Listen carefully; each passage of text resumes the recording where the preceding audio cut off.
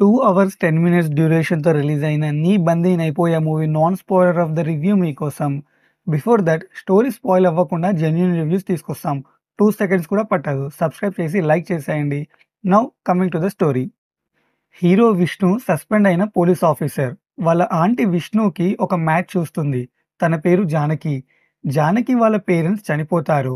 అయితే విష్ణు జానకిని మీట్ అవ్వడానికి వెళ్ళినప్పుడు జానకి కిడ్నాప్ అవుతుంది.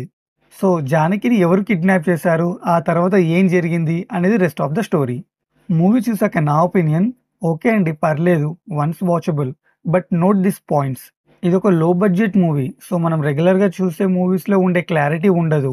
అన్‌ప్రొఫెషనల్ యాక్టర్స్, కొన్ని సీన్స్ అయితే లాజిక్‌తో సంబంధమే ఉండదు.